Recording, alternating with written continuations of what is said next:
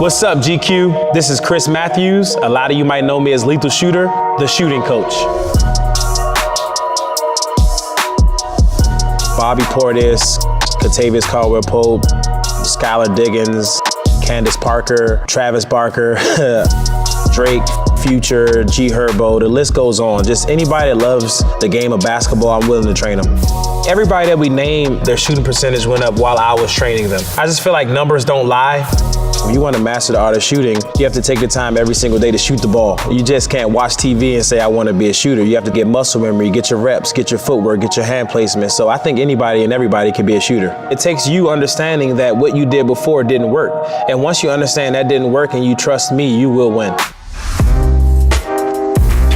The main points I look for with the art of shooting before training the players: how they catch the ball, how's their footwork, how do they shoot when they're tired, what's their go-to move, what move can't they do, how do they shoot after a timeout when the coach just literally lit into them, how do they shoot when the crowd is against them, how do they shoot at home. Some people, if you put a tall defender in front of them, they can't shoot. So when I train against you, you know what? I'm gonna hire somebody that's 6'10", close out on you. Or if you're tall and you can't shoot against somebody shorter, I'm gonna hire somebody that's not tall as you to close out. I watch every single thing that the person does, because if you miss that one thing that's taking their shooting percentage down, as a trainer, as a coach, you failed that person. It doesn't matter how good you shoot. You need somebody to help you. Tiger Woods has a coach. Steph Curry has a coach. Nobody's good enough to not have somebody teach him or critique him. Buddy Hield this summer, he's a great example. He's shooting a pill off the ball this year. And when I was training him the first day, he was like testing me. He was like, well, so what you see wrong with my jump shot? And I was like, well, I see this. He was like, no, you're not right. And I was like, you shoot your way, and then we'll shoot my way. If your way wins, we'll keep it your way. And then when he was doing my way, he was like, all right, tell me everything. If you can let them see how beneficial it is to work on their craft and get better, that's what my life is all about. Danny Green hired me to be a shooting coach last year. He was #1 in the NBA last year. I was only with Danny Green for a few weeks, but he allowed me to change some certain things with his hands. The bottom half of his body, shooters like Buddy and Danny, who are already elite shooters, they don't come in saying, this is what I'm doing wrong. They come in and say, what do you see? My workouts aren't the same for everybody. It depends on who the person is. When I was with Bobby Portis, I said, hold up, man, this guy has the potential to be one of the top shooters. I was telling Bobby this because I really believed in his jump shot. And my main goal, I said, I'm gonna make you top 10 in the NBA in shooting. And he was laughing at me, yeah, whatever, let's get out of here, let's get something to eat. And then he finished top 3.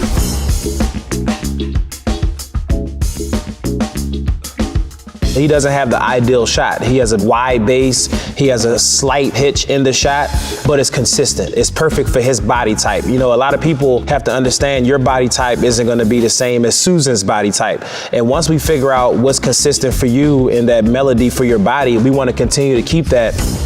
He's a big guy. He's like 6'10". I changed the way that he was on his feet, because if you have bad balance on your feet, you're not gonna have a consistent jump shot. I changed the way that he was to catch the basketball, because the way that he was catching it, he couldn't get to a quick rhythm that I needed for him to have a consistent jump shot. I changed how low he took the basketball. Some players, they can go really low with the ball, but everybody has different body types. The way you catch the basketball can determine if you shoot 45% from 3 or 35%.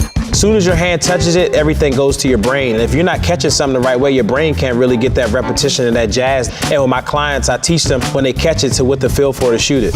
Some people, when they catch it hard. You know, as a shooter, you want to catch it, but you don't want to have so much force, you know, because how can you catch something with so much force and shoot so soft? I've had clients before that when they catch the ball, you can hear like, ha! And it's like, how can you shoot the basketball being so rough? You got to be gentle with her.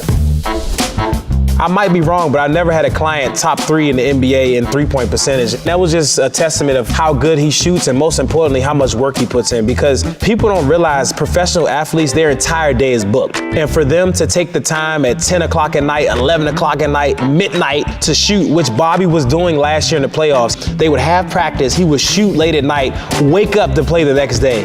And that was just a testament of how hard he wanted to be a great shooter.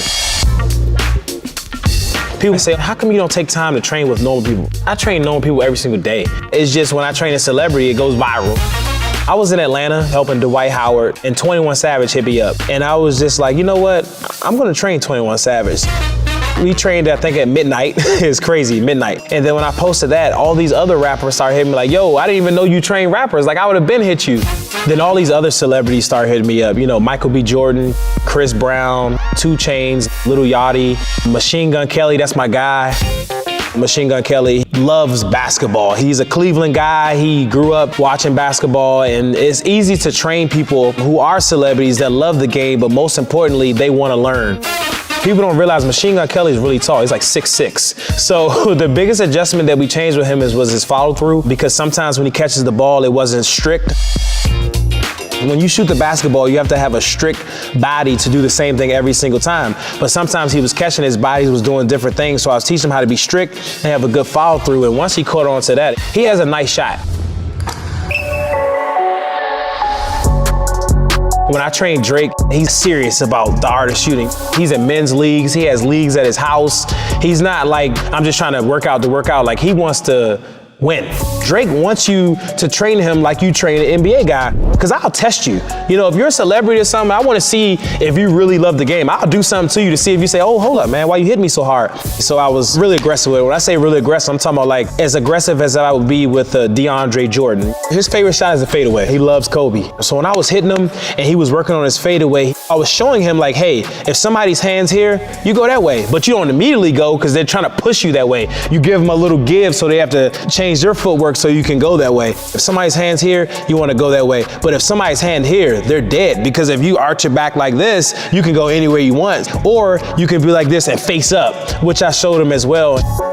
I would say top to bottom, we changed his entire jump shot. The one thing about Drake, he has a beautiful follow through, but it was the mechanics at first from the start that wasn't right, but the follow through was correct. So I changed everything from the foot all the way up, and then the follow through I kept the same because the follow through was perfect. And if you give him homework and you go train him again, you'll see the difference in his jump shot, because he shoots every day if he's not in the studio. If he ever hits me up, I'm gonna continue to train him, because he's not doing it just to be cool. He's doing it because he loves the game.